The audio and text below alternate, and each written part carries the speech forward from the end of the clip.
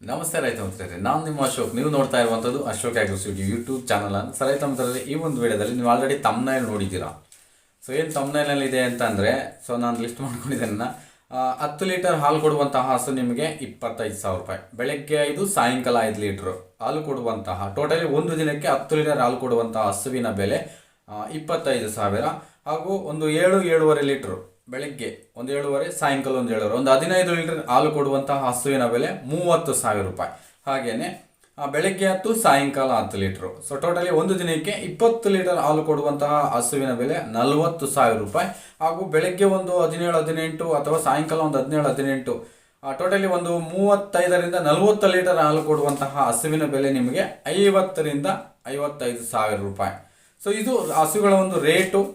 ಯಾರಿಗಾದರೂ ಕೊಂಡ್ಕೊಳ್ಳೋರು ಯಾರಾದರೂ ತುಂಬ ಇಂಟ್ರೆಸ್ಟ್ ಆಗಿ ಕೊಂಡ್ಕೊಳ್ಳುವಂತಹ ಯಾರಾದರೂ ಇದ್ದರೆ, ಸೊ ಮುಖ್ಯವಾಗಿ ಹೊಸ ರೈತರು, ಅಂದರೆ ಹೊಸದಾಗಿ ನಾವು ಡೈರಿ ಫಾರ್ಮ್ ಮಾಡುವಂಥ ರೈತರು ಇದ್ದರೆ, ಸೊ ಖಂಡಿತ ಅವ್ರು ನಿಮಗೆ ನೇರವಾಗಿ ಮನೆಗೆ ತಲುಪಿಸ್ತಾರಂತೆ. ಅಂದರೆ ಮನೆ ವಿಳಾಸವನ್ನು ನೀವು ಕೊಟ್ಟರೆ ಡೈರೆಕ್ಟ್ ತಂದು ಹೋಮ್ ಡೆಲಿವರಿ ಕೊಡ್ತಾರೆ ಅಂತಂದು. ಸೊ ನೀವು ಒಂದು ಪೋಸ್ಟನ್ನು ನಾವು ಇತ್ತೀಚಿನ ಒಂದು ಸಾಮಾಜಿಕ ಜಾಲತಾಣಗಳಲ್ಲಿ ನೋಡ್ತಾ ಇರ್ತೀವಿ. ಸೊ ಮ್ಯಾಕ್ಸಿಮಮ್ ಏನು ಇದರ ಒಂದು ಹಿಂದಿರ್ತಕ್ಕಂತಹ ಮ್ಯಾಕ್ಸಿಮಮ್ ರಹಸ್ಯ ಏನು, ಟೋಟಲ್ ಇದನ್ನೆಲ್ಲನೂ ಸಹ ನಿಮ್ಗೆ ವಿವರವಾಗಿ ಈ ಒಂದು ವಿಡಿಯೋದಲ್ಲಿ ಹೇಳ್ತಾ ಹೋಗ್ತೀನಿ. ಯಾಕೆ ಇವರು ಇಷ್ಟು ಹಸುಗಳನ್ನು ಕಡಿಮೆ ರೇಟ್ಗೆ ಕೊಡ್ತಾರಾ ಇಲ್ವಾ, ಇದು ದೊಡ್ಡ ಸ್ಕ್ಯಾಮ ಅಥವಾ ಮತ್ತೊಂದ. ಸೊ ಇದರಲ್ಲಿ ಯಾರಾದರೂ ಆ ಥರ ಸಿಗಾಕೊಂಡಿದ್ದು ಯಾವ ರೀತಿ ಅದನ್ನು ರಿಕವರಿ ಮಾಡಿಕೊಂಡ್ರು, ಸೊ ಏನು ಮಾಡ್ಕೋಬೇಕು, ಈ ಥರ ನೀವೇನಾದರೂ ಇದರ ಬಗ್ಗೆ ಇಂಟ್ರೆಸ್ಟ್ ಇದ್ದರೆ ಖಂಡಿತ ವಿಡಿಯೋನ ಕೊನೆಯ ತನಕ ನೋಡಿ, ಸ್ಕಿಪ್ ಮಾಡಬೇಡಿ. ಈಗ ನೀವು ಫೇಸ್ಬುಕ್ ಓಪನ್ ಮಾಡಿದ ತಕ್ಷಣ ಅದರಲ್ಲಿ ಡೈರಿ ಫಾರ್ಮ್ ಗ್ರೂಪ್ಸ್ ಏನಿದೆ, ಸೊ ಮ್ಯಾಕ್ಸಿಮಮ್ ಇದ್ರ ಬಗ್ಗೆ ಥಿಂಕ್ ಮಾಡ್ತಕ್ಕಂಥದ್ದು ನಮ್ಮ ಯುವ ರೈತರು. ಹೊಸದಾಗಿ ನಾವು ಡೈರಿ ಫಾರ್ಮ್ ಮಾಡಬೇಕು, ಡೈರಿನಲ್ಲಿ ಸ್ವಲ್ಪ ಹಣ ಸಂಪಾದನೆ ಮಾಡಬೇಕು, ಸೊ ಉತ್ತಮ ಜಾತಿಯ ಒಂದು ರಾಸುಗಳನ್ನು ನಮ್ಮ ಡೈರಿ ಫಾರ್ಮಲ್ಲಿ ಇಡಬೇಕು, ಅದು ನಮ್ಮ ಒಂದು ರಾಜ್ಯದ ಬಿಟ್ಟು ಹೊರ ರಾಜ್ಯದಿಂದ ರಾಸುಗಳನ್ನು ತರಬೇಕು. ಇಂತಹ ಆಲೋಚನೆ ಇರುವಂತಹ ನಮ್ಮ ಯುವ ರೈತರು ಏನು ಮಾಡ್ತಾರೆ ಅಂದರೆ, ಮ್ಯಾಕ್ಸಿಮಮ್ ಯೂಟ್ಯೂಬು, ಫೇಸ್ಬುಕ್ಕು, ಇನ್ಸ್ಟಾಗ್ರಾಮ್ ಆಗ್ಬೋದು, ಮತ್ತೊಂದು ಕಡೆ ಮ್ಯಾಕ್ಸಿಮಮ್ ರಾಸುಗಳ ಬಗ್ಗೆ ಸರ್ಚ್ ಮಾಡ್ತಾರೆ.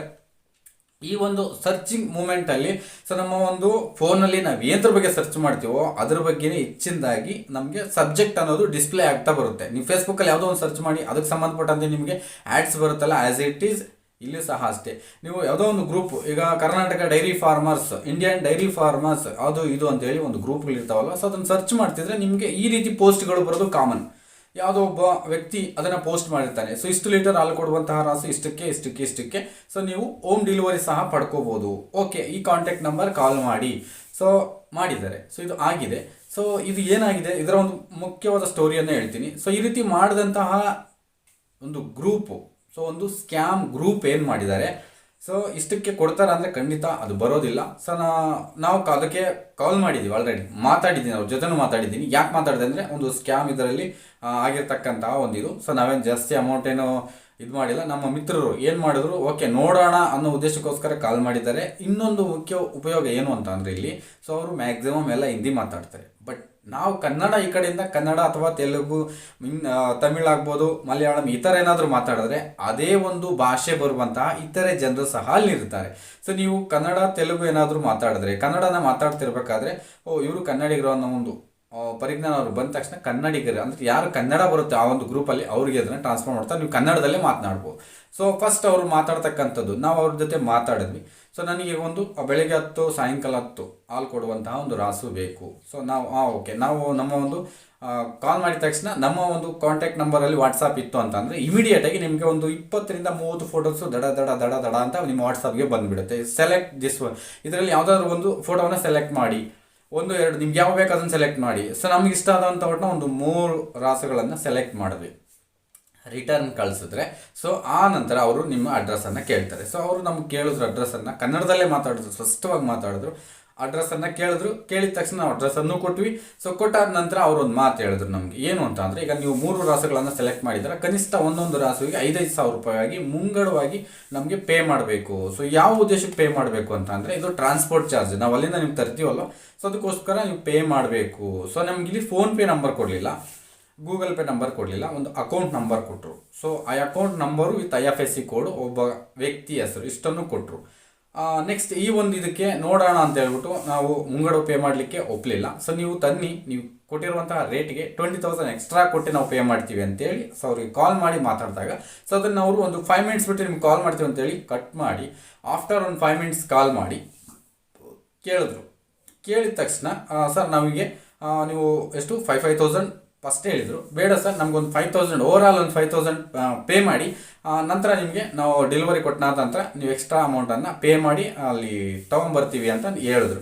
ಓಕೆ ಆಯಿತು, ಇದೆಲ್ಲ ನಡೀತು. ಬಟ್ ನಾವು ಪೇನೂ ಮಾಡಲಿಲ್ಲ. ಯಾಕೆ ಅವ್ರಿಗೆ ಗೊತ್ತಿತ್ತು ಇದೆಲ್ಲ ನಮಗೆ ಫಾಲ್ಸ್ ಅಂತ ಗೊತ್ತಿತ್ತು, ಇದು ದೊಡ್ಡ ಒಂದು ಸ್ಕ್ಯಾಮ್ ಅಂತಂದು ಗೊತ್ತಿತ್ತು.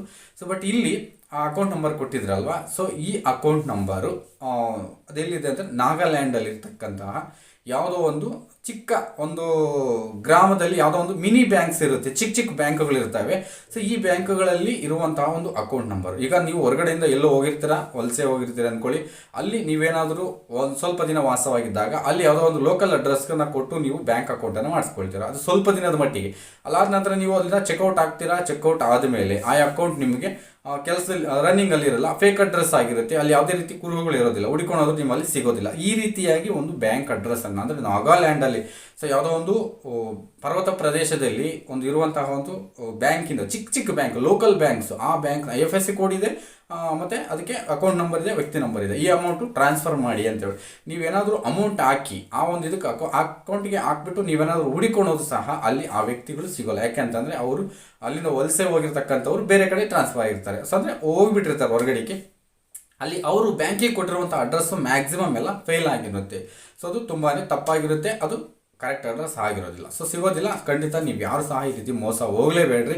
ಸೊ ಖಂಡಿತ ನಿಮ್ಗೆ ಗೊತ್ತಿದೆ, ನಾವು ಡೈರಿ ಫಾರ್ಮ್ ಮಾಡಬೇಕು, ನಾವು ಒಳ್ಳೆ ರಾಸುಗಳನ್ನು ಕೊಳ್ಳಬೇಕು, ನಾವು ಉತ್ತಮ ಜಾತಿಯ ರಾಸುಗಳನ್ನು ನಮ್ಮ ಡೈರಿ ಫಾರ್ಮ್ ಇಡಬೇಕು ಅಂತ ನಿಮ್ಗೆ ಇಂಟ್ರೆಸ್ಟ್ ಇತ್ತು ಅಂತಂದರೆ ಖಂಡಿತ ಅನುಭವ ಇರುವಂತಹ, ನಿಮಗೆ ಸಪ್ಲೈಯರ್ ಮಾಡುವಂತಹ, ನಿಮ್ಮ ನಿಯರೆಸ್ಟ್ ಇರುವಂತಹ, ಫಸ್ಟ್ ನಿಮ್ಮ ನಿಯರಲ್ಲಿ ನಿಮ್ಮ ಸುತ್ತಮುತ್ತ ಹಳ್ಳಿಗಳಲ್ಲಿ ಫಸ್ಟ್ ಸರ್ಚ್ ಮಾಡಿ, ಅಲ್ಲಿ ಸಿಗಲಿಲ್ಲ ನಿಮ್ಮ ಡಿಸ್ಟಿಕ್ ಬಿಟ್ಟು ಹೊರಗಡೆ ಡಿಸ್ಟಿಕ್ಕಲ್ಲಿ ಸರ್ಚ್ ಮಾಡಿ ಒಬ್ಬ ಅನುಭವಸ್ಥ ರೈತನನ್ನು ನಿಮ್ಮ ಜೊತೆ ಇಟ್ಕೊಂಡು, ಅನುಭವ ಯಾರಿಗೆ ಅದರ ಬಗ್ಗೆ ಅನುಭವ ಇದೆ ಅವ್ರನ್ನ ರೈತ ಇಟ್ಕೊಂಡು, ಇಲ್ಲ ಅಲ್ಲೂ ಸಿಗಲಿಲ್ಲ ಅಂದರೆ ನಿಮಗೆ ದೊಡ್ಡ ದೊಡ್ಡ ಸಂತೆಗಳಾಗುತ್ತೆ. ನಿಮಗೆ ಚಿಂತಾಮಣಿಯಲ್ಲಿ ನಿಮಗೆ ಬೇಕಾದಂತಹ ಒಂದು ರಾಸುಗಳು ಸಿಗ್ತಲ್ಲಿ, ನಿಮ್ಗೆ ₹1,00,000 ರಾಸುಗಳು ಸಹ ಸಿಗುತ್ತೆ. ಸೊ ನೀವು ಚಿಂತಾಮಣಿಗೆ ಭೇಟಿ ಮಾಡ್ಬೋದು.